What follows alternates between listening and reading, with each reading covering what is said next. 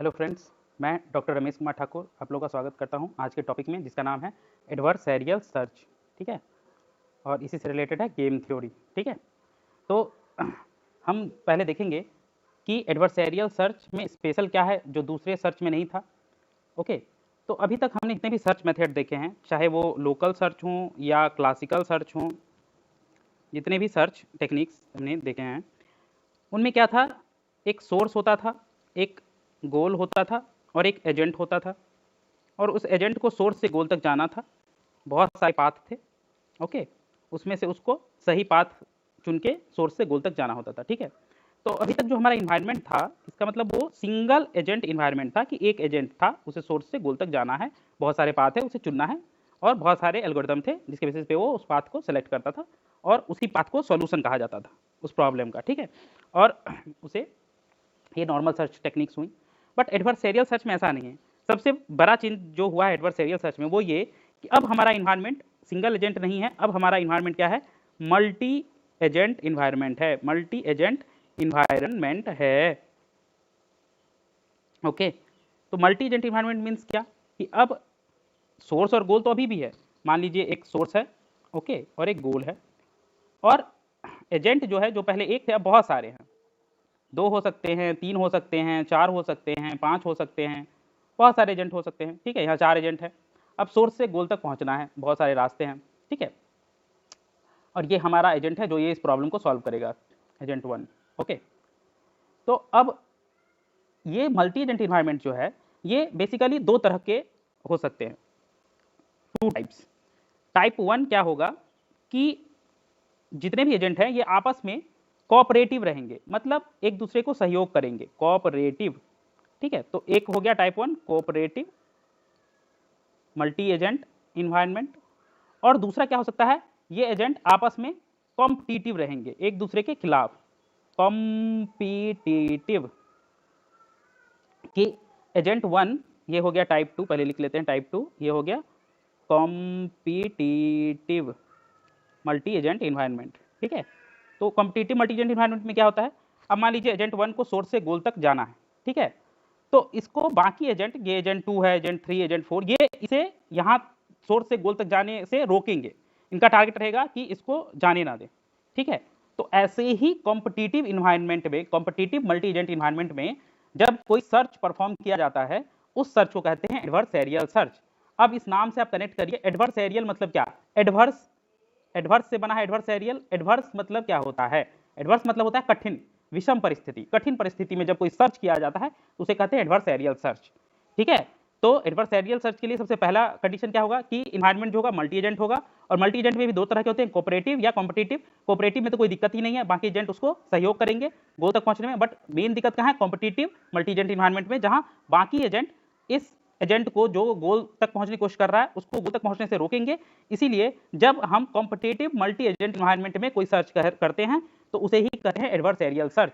तो इसका exact meaning यही होता है। अब हम रियल लाइफ में देखते हैं कि ऐसी सिचुएशन कब आती है, किसी इंसान को गोल तक पहुंचने से रोका जा रहा है, ऐसी स्थिति कब आती है। जनरली हम देखते हैं कि ऐसी स्थिति आती है कहाँ पे, गेम्स में।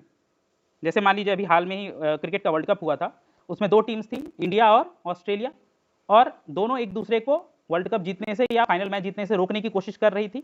तो क्या थी, कॉम्पिटिटिव। इंडिया की टीम कम्पीट कर रही थी किससे, ऑस्ट्रेलिया की टीम से, और ऑस्ट्रेलिया की टीम कम्पीट कर रही थी इंडिया की टीम से। तो जब ऐसा इन्वायरमेंट में सर्च हो या काम हो जहां पे एक एजेंट दूसरे एजेंट को गोल तक पहुंचने से रोक रहा हो, ऐसे इन्वायरमेंट को कहते हैं कॉम्पिटिटिव मल्टी एजेंट इन्वायरमेंट। और इस इन्वायरमेंट में जो सर्च किया जाता है उसे कहते हैं एडवर्सरियल सर्च। और इसीलिए एडवर्सरियल सर्च का एक और नाम है गेम, क्योंकि हम रियल लाइफ में देखते हैं कि गेम ऐसे ही कॉम्पिटिटिव मल्टी एजेंट इन्वायरमेंट में किया जाता है। जो भी गेम हो, चाहे आप लूडो का ही गेम क्यों ना ले लें, वहां भी 2 प्लेयर खेल रहे होते हैं या 4 प्लेयर खेल रहे होते हैं और एक दूसरे के अगेंस्ट खेल रहे होते हैं। कोई एक जीतने की कोशिश करता है तो बाकी उसे रोकने की कोशिश करते हैं, और वो खुद जीतने की कोशिश करते हैं, सब एक दूसरे को रोकने की कोशिश करते हैं। ठीक है, तो एडवर्सरियल सर्च का ही दूसरा नाम होता है गेम। तो फिर गेम थ्योरी क्या है, तो गेम थ्योरी हो गया इस गेम को सॉल्व करने के लिए या इस गेम को जीतने के लिए जो थ्योरीज दी जाती हैं, या ऐसे कहें कि गेम थ्योरी एक टूल है। गेम थ्योरी एक टूल है जो हेल्प करता है एडवर्सरियल सर्च में। Game theory is a tool which helps in adversarial search. Okay, तो गेम थ्योरी एक टूल है। ओके, या गेम थ्योरी एक सेट ऑफ एल्गोरिथम्स है जो मदद करता है एडवर्सेरियल सर्च में, ठीक है। तो एडवर्सेरियल सर्च बोले या गेम बोले एक ही बात है, और गेम थ्योरी वो सारे एल्गोरिदम हैं जो एडवर्सेरियल सर्च या गेम में हमें गोल तक पहुंचने में मदद करते हैं या एजेंट को गोल तक पहुंचने में मदद करते हैं। तो आई थिंक अब हम लोग समझ गए हैं कि एडवर्सेरियल सर्च क्या है, गेम थ्योरी क्या है। अब इसको थोड़ा और आगे देखते हैं। तो देखिए यहाँ वही सारी चीजें फिर से दी हुई है। एडवर्सेरियल सर्च, पहली चीज क्या, मल्टी एजेंट इन्वायरमेंट, जो हमने डिस्कस किया कि एक साथ बहुत सारे एजेंट हैं, ठीक है। अभी तक सिंगल एजेंट इन्वायरमेंट था, तो बहुत सारे एजेंट हैं, तो हर एक agent needs to consider the action of other agents and how they effect its on welfare.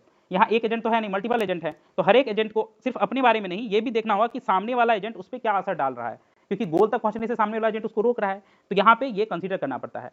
और जो अनप्रिडिक्टेबिलिटी होती है अदर एजेंट का, उसके कारण कुछ कंटिजेंसी आती है प्रॉब्लम सॉल्विंग प्रोसेस में। मतलब अगर सीधे सीधे कोई प्रॉब्लम सॉल्व हो रहा होता है, सोर्स टू गोल मान लीजिए एक रास्ता है, तो यहाँ दूसरा एजेंट आके क्या करेगा, कुछ रोड़ा लगा देगा, तो वो यहाँ जाने नहीं देगा इस रास्ते से, तो यहाँ पे कुछ कंटिजेंसी आ गई, इसीलिए यहाँ पे जो सर्चिंग मैकेनिज्म है वो थोड़ी टफ हो जाती है, ठीक है। इसलिए गेम थोड़ी काफी इंटरेस्टिंग टॉपिक है, एआई का बहुत ही इंपॉर्टेंट टॉपिक है।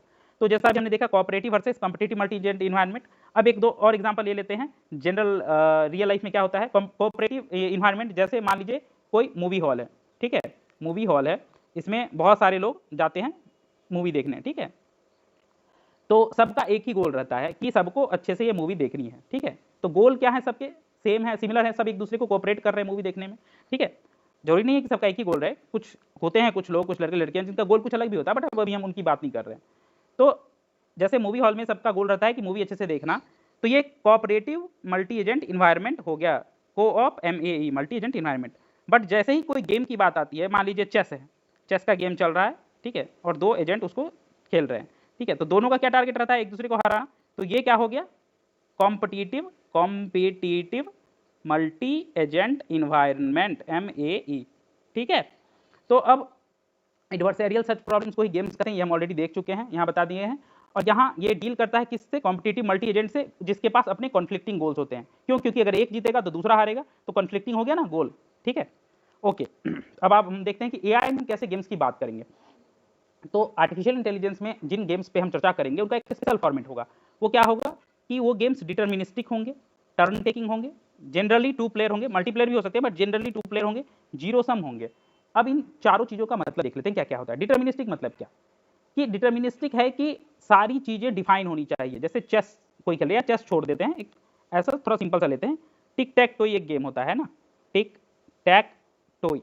इसमें क्या करते हैं टिक टैक टो में, कि एक इंसान क्रॉस साइन मार्क करता है, एक इंसान जीरो, और उसे अपना 3 क्रॉस या 3 जीरो, जीरो वाला 3 जीरो करना चाहेगा, क्रॉस वाला 3 क्रॉस करना चाहेगा एक लाइन में, ताकि वो जीत सके, ठीक है। तो ये एक डिटर्मिनिस्टिक है क्योंकि इसके रूल फिक्स हैं, ठीक है, कि क्रॉस वाला पहले चलेगा इन 9 में से किसी एक स्क्वायर में। ऐसा नहीं कि क्रॉस वाला यहाँ चल दे या बोले कि हम यहाँ चलेंगे, कोई फायदा नहीं, उसे इस 9 स्क्वायर में ही चलना होगा। उसी तरह जीरो वाले प्लेयर को भी इस 9 स्क्वायर में से किसी एक में चलना होगा, वो और उसी स्क्वायर में जो खाली हो। ऐसा नहीं कि इस यहाँ क्रॉस चल दिया, जीरो बोलेगा हम भी यहीं चलेंगे, ऐसा अलाउ नहीं है, ठीक है। तो डिटर्मिनिस्टिक मतलब फिक्स है रूल, ठीक है। टर्न टेकिंग मीन्स व्हाट, कि देखिए टिक टैक में क्या होता है, पहले क्रॉस वाला या जीरो वाला जो भी चले, तो पहले ये चलेगा, फिर ये चलेगा, फिर ये चलेगा, फिर ये चलेगा, मतलब अल्टरनेट एक दूसरे का टर्न आता है। 2 प्लेयर खेल रहे हैं, प्लेयर 1 एंड प्लेयर 2, और प्लेयर 1 मान लीजिए क्रॉस चल रहा है, प्लेयर 2 जीरो चल रहा है, तो जो दोनों प्लेयर हैं इनका टर्न अल्टरनेट आ रहा है, इसलिए टर्न टेकिंग, ठीक है। नाउ 2 प्लेयर, एक जनरल 2 प्लेयर, तो यहाँ 2 प्लेयर हैं इसलिए 2 प्लेयर, या अगर एआई में बात करें तो बेसिकली 2 एजेंट खेल रहे हैं, ठीक है। एआई में ना हर एक चीज़ को एजेंट की तरह से देखते हैं, ठीक है।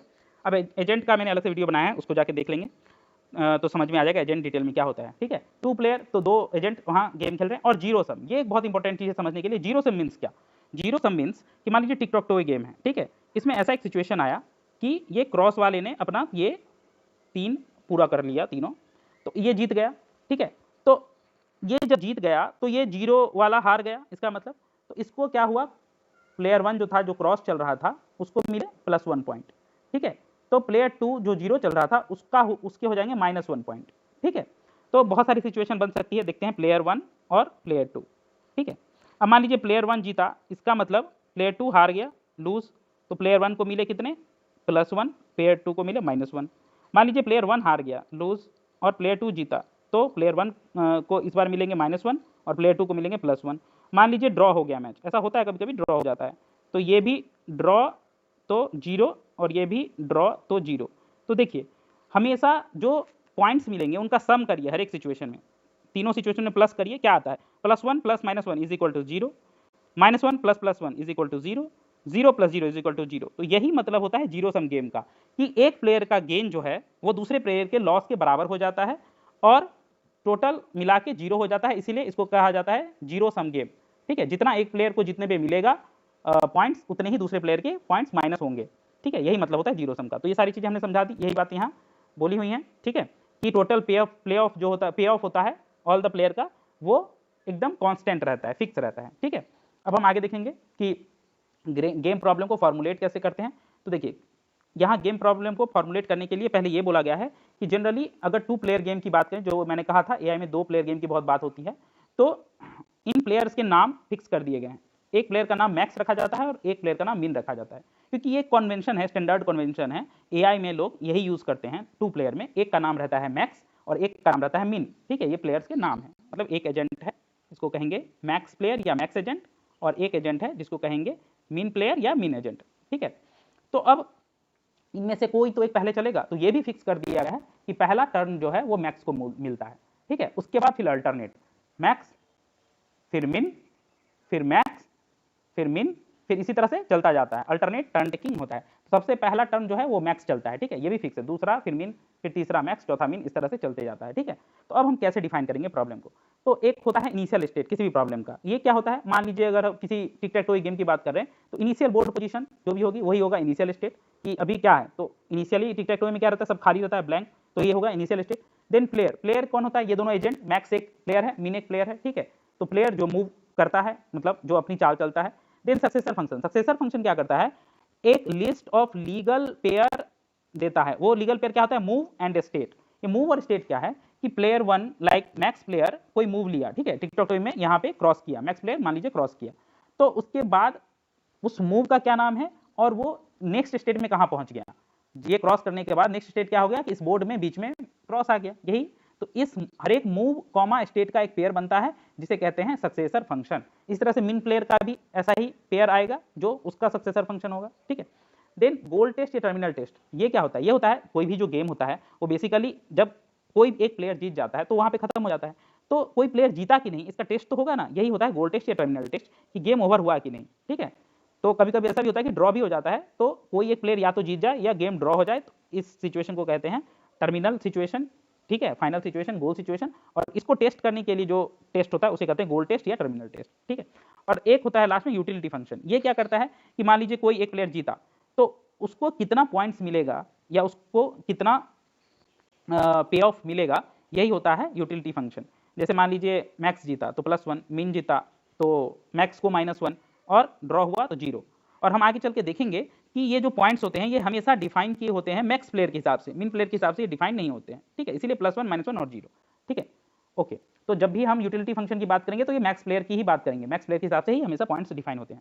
अब ये गेम ट्री एक नई चीज़ है। गेम ट्री क्या है, तो हमने देखा था क्लासिकल सर्च और लोकल सर्च में कि एक स्टेट स्पेस ट्री होता था, एक स्टेट होता था, उससे जितने भी उसके सक्सेसर या चाइल्ड नोड होते थे, फिर हर एक चाइल्ड से उसका चाइल्ड, इस तरह से जितने भी पॉसिबल स्टेट्स होते थे उन सारे पॉसिबल स्टेट के कलेक्शन को हम कहते थे state space of this problem. ठीक है, तो state space of the problem क्या होता है कि इनिशियल स्टेट से किस किस स्टेट में हम जा सकते हैं, वो सारे स्टेट का कॉम्बिनेशन कहलाता है state space of the problem. ठीक है, तो यहाँ वही स्टेट स्पेस वाली चीज गेम ट्री में कन्वर्ट हो जाती है, इसको आप बोलते हैं गेम ट्री। जब भी हम एडवर्सेरियल सर्च की बात करेंगे तो वहाँ स्टेट स्पेस ट्री नहीं बोलेंगे, वहाँ हम बोलेंगे गेम ट्री। तो ये क्या होता है, initial state plus legal moves for each side, मतलब टोटल इनिशियल स्टेट से कौन कौन से मूव हो सकते हैं और कहाँ कहाँ जा सकता है गेम का कंडीशन, उसको कहते हैं हम गेम ट्री।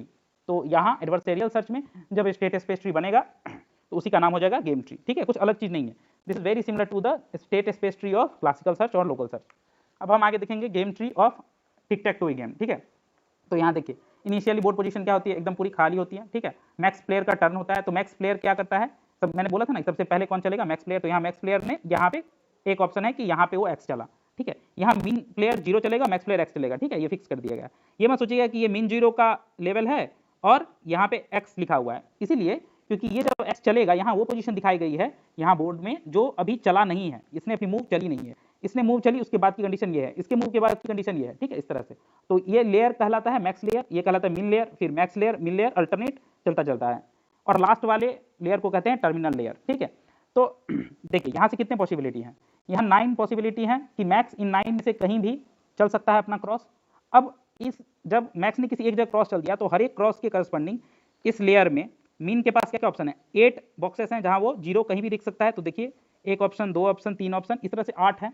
ऐसे हर एक में 8 होंगे, तो इतना बड़ा दिखाया नहीं जा सकता, इसलिए कम दिखाया गया। अब ये क्रॉस एंड 0 चल दिया गया है तो मैक्स के पास फिर से क्रॉस चलने के लिए हर एक ऑप्शन के पास 7 ऑप्शन है, इन 7 घर में से कहीं भी चल सकता है ये क्रॉस। इस तरह से ये बहुत बड़ा गेम ट्री बनता, बट इतना बड़ा दिखाया नहीं जा सकता, इसलिए ऐसे ही बस दिखाया गया है पार्शियल, ठीक है। और लास्ट में देखिए ये यूटिलिटी लिखा हुआ है, तो टर्मिनल लेयर जो होते हैं यहाँ पे देखा जाता है कि कौन जीता कौन हारा, उसके हिसाब से ये यूटिलिटी वैल्यू डिसाइड होती हैं। तो जैसे देखिए यहाँ पे क्या है, इस केस में मीन प्लेयर जो 0 का है इसका तीनों बन गया, मतलब मैक्स हार गया, मतलब मैक्स को -1 मिला, मीन को +1 मिला, मतलब मैक्स को -1 मिला, तो यूटिलिटी वैल्यू -1, क्योंकि यूटिलिटी वैल्यू हमेशा मैक्स प्लेयर के हिसाब से डिफाइन होती है।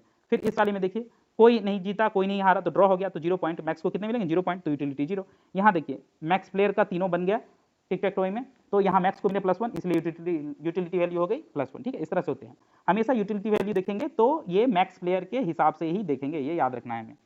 अब देखते हैं टिकटॉक टॉय गेम ट्री कैसा बना। जो हमने बोला वही सारी बात है कि यूटिलिटी वैल्यू जो होता है टर्मिनल स्टेट में पॉइंट ऑफ व्यू मैक्स के पॉइंट ऑफ व्यू से देखा जाता है, सेम चीज, ठीक है। और हाई वैल्यू का मतलब है कि वो मैक्स के लिए अच्छा है और मीन के लिए खराब है, क्योंकि मीन चाहता है मैक्स हार जाए, मैक्स चाहता है कि मीन हार जाए, ठीक है। और ये मैक्स का काम है कि इस सर्च ट्री को यूटिलाइज करे और बेस्ट मूव तलाश करे ताकि उसे +1 पॉइंट्स मिले, क्योंकि मैक्सिमम पॉइंट क्या है +1, ठीक है। तो यही है गेम ट्री। अब देखते हैं ऑप्टिमल स्ट्रेटेजी किसको कहते हैं। अभी जो हमने देखा वही है ऑप्टिमल स्ट्रेटेजी, जो मान लीजिए टिकटॉक टॉय का जो गेम ट्री था। अब इसमें सबसे बेस्ट स्टेट कौन सा होगा टर्मिनल पे, जब जिस स्टेट में आके मैक्स जीतेगा और उसे +1 मिलेगा, ये सबसे बेस्ट स्टेट हुआ, है ना, बेस्ट स्टेट। तो इस स्टेट को अचीव करने के लिए मैक्स प्लेयर जो स्ट्रैटेजी अपनाएगा उसे यही कहते हैं ऑप्टिमल स्ट्रैटेजी। तो मैक्स प्लेयर किस तरह की स्ट्रैटेजी अपनाएगा जिससे कि वो अपना यूटिलिटी वैल्यू मैक्सिमम कर सके इस गेम में, तो उसी स्ट्रैटेजी को कहते हैं ऑप्टिमल स्ट्रैटेजी, ठीक है। तो मीन का हमेशा टारगेट रहेगा कि मैक्स को कम से कम पॉइंट्स दिए जाएं, या यूं कहें मीन का टारगेट रहेगा कि मैक्स को हमेशा -1 मिले और मैक्स का टारगेट रहेगा कि मैक्स को हमेशा +1 मिले, ठीक है। तो इन दोनों के बीच, इन दोनों के टसल के बीच जब मैक्स अपने लिए एक बेस्ट रास्ता ढूंढता है जिससे उसे +1 पॉइंट मिले, तो उसी रास्ते को, उसी पाथ को हम कहते हैं ऑप्टिमल स्ट्रेटेजी या ऑप्टिमल पाथ या solution of the game tree, ठीक है। ओके, तो अब यहाँ पे एक एग्जांपल दिखाया गया है, 2 प्ले गेम, वही 2 प्लेयर गेम है, 2 प्लेयर खेल रहे हैं मैक्स और मीन, और एक पहले मैक्स चलता है फिर मीन, फिर मैक्स, फिर मीन, इस तरह से चल रहे हैं, ठीक है। तो यहाँ पे किस तरह से चीजें होती हैं, तो देखिए ये नंबर्स बाद में डिसाइड होते हैं, ये, ठीक है। इसको मिन मैक्स वैल्यू कहते हैं, वो हम आगे के वीडियोज में देखेंगे, मिन मैक्स पे डिटेल चर्चा करेंगे। सबसे पहले आपको क्वेश्चन में यहाँ ये टर्मिनल लेवल के वैल्यूज दिए हुए होंगे, ये जो यूटिलिटी वैल्यूज है टर्मिनल के ये दिए हुए रहेंगे। यहाँ से आपको ये टर्मिनल यूटिलिटी वैल्यू, यहाँ से आपको ऊपर के नोड्स के वैल्यू डिसाइड करने हैं। तो ये कैसे डिसाइड करने हैं, बहुत आसान तरीका है। सबसे पहला जो लेयर होता है वो मैक्स का होता है, ये आप लिख देंगे, उसके बाद अल्टरनेट लिखते चले, मैक्स मिन, तो ये मैक्स का, तो ये मिन का, फिर ये मैक्स का। वैसे लास्ट वाला लेयर का लिखने की कोई जरूरत नहीं, यहाँ मैक्स ना भी लिखे तो टर्मिनल लेयर जिसका भी रहे उसको कोई फर्क नहीं पड़ता। अब सेकंड लास्ट लेयर तक लिख लीजिए मैक्स मिन। अब देखिए कि जिस लेयर में आपको ये वैल्यू निकालने हैं वो किसका लेयर है, मिन का लेयर है, तो आप उसके जस्ट नेक्स्ट जो उसके बाद के लेयर है, जो उसका चाइल्ड है, उसमें देखिए मिनिमम वैल्यू क्या है उसको यहाँ पे लिख दीजिए। तो 3 12 8 में मिनिमम क्या है 3, तो 3। इसके जस्ट नीचे का लेयर क्या है 2 4 6 वाला, सबसे मिनिमम क्या है 2, तो यहाँ पे ये 2। इसके नीचे जस्ट नीचे लेयर है 14 5 2, तो सबसे मिनिमम वैल्यू क्या है 2, तो यहाँ का वैल्यू 2। अब फिर से ये वैल्यू कैसे डिसाइड हुई, इसके जस्ट नीचे का जो लेयर है उसको देखिए, और ये लेयर किसका है, ये करंट लेयर मैक्स का है, तो ये अपने से चाइल्ड लेयर को देखेगा और इसमें जो मैक्सिमम वैल्यू है उसको यहाँ पे ले आएगा। तो 3 2 2 में मैक्सिमम क्या है 3, तो यहाँ का वैल्यू हो जाएगा 3। तो इस तरह से कोई भी लेयर में आपको अगर नोड की वैल्यू डिसाइड करनी हो तो आप उसे जस्ट प्रीवियस लेयर देखिए और चेक करिए। अगर वो करंट लेयर मीन का है तो प्रीवियस लेयर में देखिए जो मिनिमम वैल्यू है वो होगा यहाँ का करंट वैल्यू, और अगर वो मैक्स लेयर है तो उससे प्रीवियस लेयर को देखिए और जो मैक्सिमम वैल्यू है उसके चाइल्ड में से वो वैल्यू हो जाएगी उस मैक्स लेयर के उस नोड की वैल्यू, ठीक है। इसी तरह से मिनी मैक्स वैल्यू कैलकुलेट होती है, इसी वैल्यू को कहते हैं मिनी मैक्स वैल्यू। इस पर डिटेल हम मिनी मैक्स एल्गोरिथम वाले वीडियो में बात करेंगे। तब तक के लिए शुक्रिया। तो यही था गेम थ्योरी, ठीक है। वीडियो देखने के लिए शुक्रिया, थैंक्स।